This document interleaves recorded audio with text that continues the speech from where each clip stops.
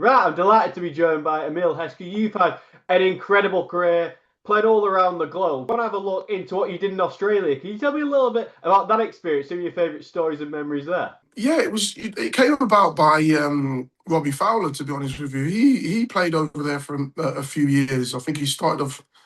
I think it was North Queensland Fury, and then went to Perth, and um, it came through him really. The one of his ex players was the manager or CEO of Newcastle Jets, and asked if I'd be interested. I'd been training with Wigan. I'd been training with other clubs.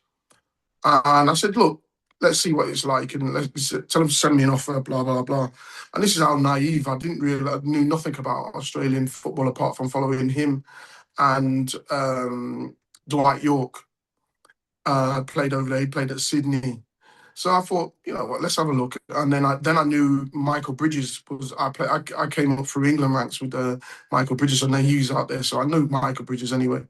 But like I thought, I could just jump on a plane and then have a look at the club and everything, and fly back, not knowing that it's obviously 24 hours to get there, and I wasn't going to come back. But no, I loved the experience. The football was good. It was a period in my footballing career where you're kind of helping younger players then, and they've got some talented young players over there. We've obviously seen a few come over to England, yeah, Harry Kewells, etc., coming over and doing well.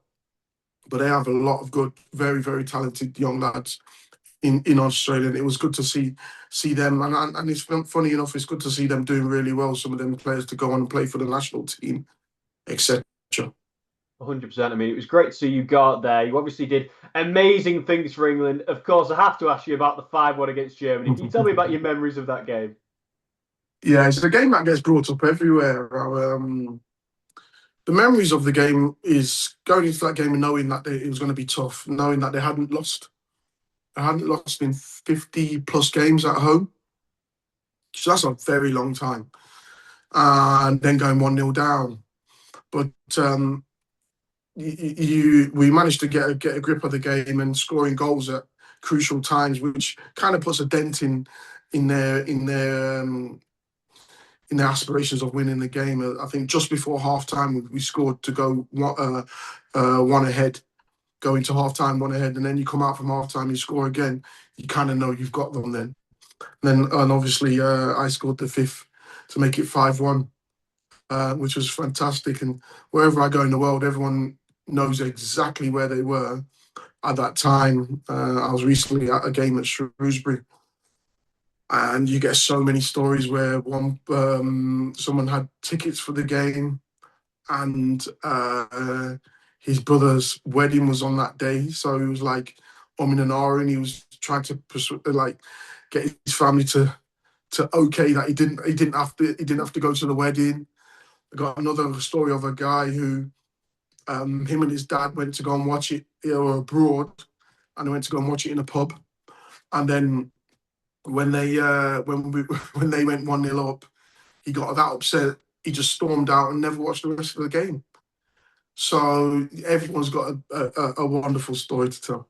Yeah, they absolutely do. I think I'd be willing to miss my wedding to watch England beat Germany 5-1. But obviously, you played along so many great players, including Michael Owen. Can you tell me a little bit about your relationship? What was it that made you two click so well together?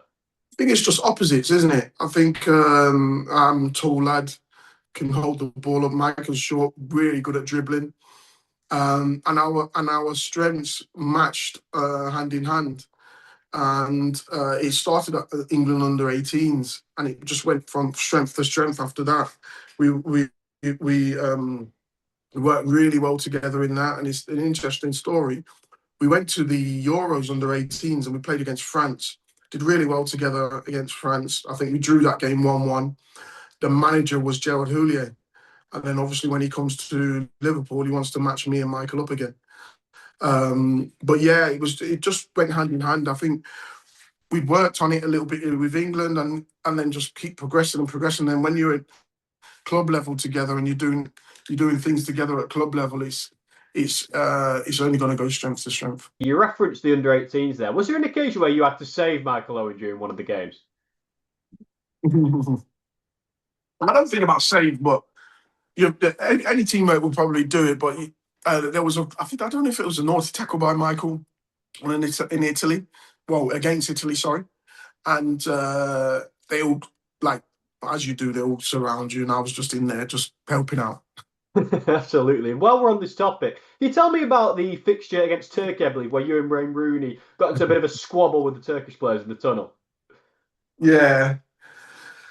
Um, where do I start? So yeah, we're coming through the tunnel, and you come with they have the old pull-out tunnels. So Mm. we're going through that. They're quite big anyway. And I think something happened with Wazza in there, Wayne in there with Alpine. As I'm coming through and you go into a breakout area, I'm looking at Hassan Sass and Ashley Cole arguing with each other, thinking nothing of it, to be honest with you. So we have that all the time when players are arguing, and then it's just like a melee. It's half time anyway, it's not full time. So you're thinking of melee, and then just go on and you go about your business, and we got to get ready for the second half. We go into the tunnel. I'm walking towards them, and Hassan Sass spits in his face. And I lost it a little bit there, and I slapped him, and that's when we're fighting in the tunnel. It's a great story for your career. Obviously, now looking at some of the things you did in the club scene, winning the UEFA Cup. Can you tell me a little bit about that performance? The final, do you know what? It was a long season. That I think it was 60 plus got games that season. I think I played about 59. By the time I got to the UEFA Cup final, it was a bit of a blur, to be honest with you. I watch it back at times and see, great times to be playing football, to be honest. Bit of a strange game because it was golden goal. So when Maka put that ball in and they flicked it in for an own goal, we were all looking at it and, oh yeah, well done, it's a goal, but we didn't realise actually the game's finished. But yeah, just great. We speak about this at times, about Liverpool and what it means to be playing for Liverpool at home, what it means to be playing as an away team against Liverpool when they're at Anfield. And we knew we had a mentality, and we knew once we brought a team back to Anfield, the game was over. Hmm. We knew it. We had the crowd, we had everything, we had atmosphere, we had tenacity, we had gamesmanship, we had everything. And we just had this thing, belief about ourselves that don't worry about what happens away. Let's keep it tight. But when we bring them back home, we're gonna we're gonna we're gonna get one over on them. At Liverpool, you played along so many legends, one of which Sherry Carragher. But I believe when you guys were first at England together in the under 16s, was he a striker at that point? How good was he in that role? Yeah, he obviously back in the day we had Lillishore. Well, Lillishore was I think it was 14 to 16. You go and stay at Lillishore with the England national. You're representing the national team, and you stay there for 2 years. You do your schooling, you do everything there. He was part of that. I wasn't. I would come in and play the games, especially at under 16. I was come in and play the games, then go back to my club, go back to my life, kind of thing. But they all stayed on campus. Very good technically at holding the ball up, etc. It was the first time, obviously, being in that environment because I went to 16 Euros, and but he'd already been in that environment. But yeah, good technically, good player. Him and Andy Ducro.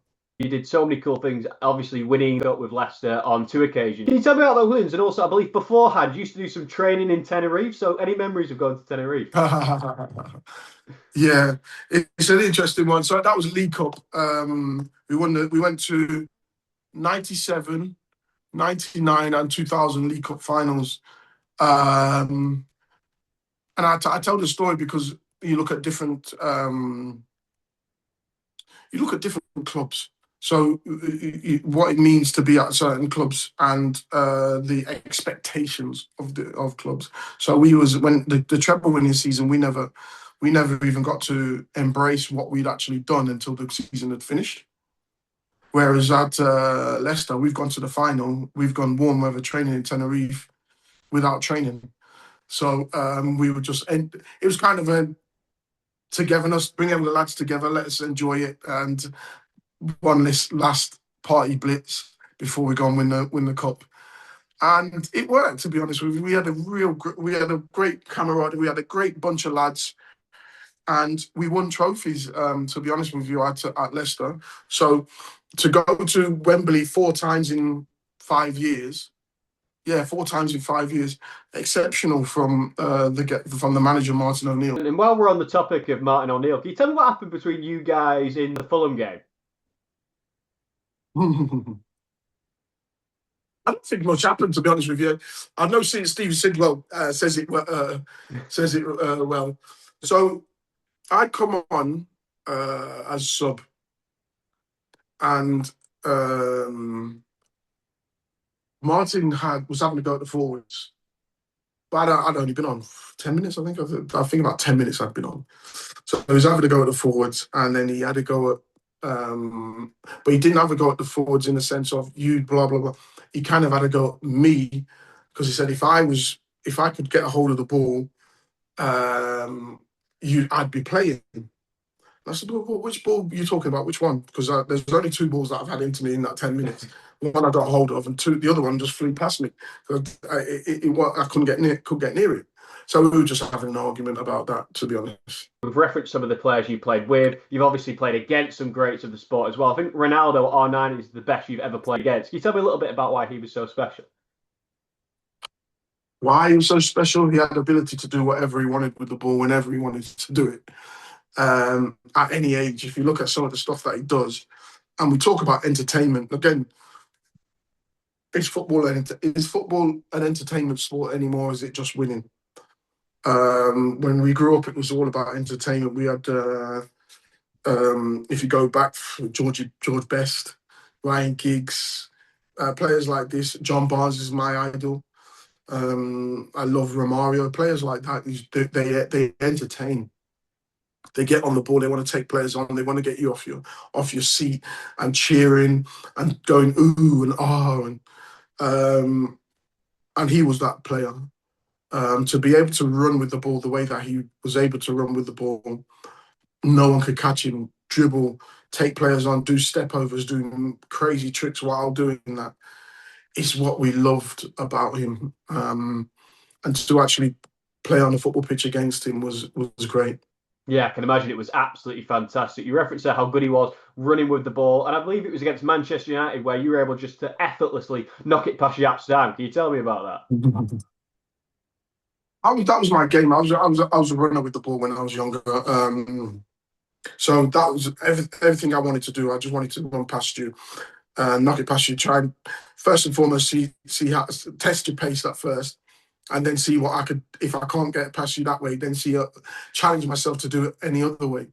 But it was great to be playing against them sort of players because again, to showcase what I could do as well and what I was about.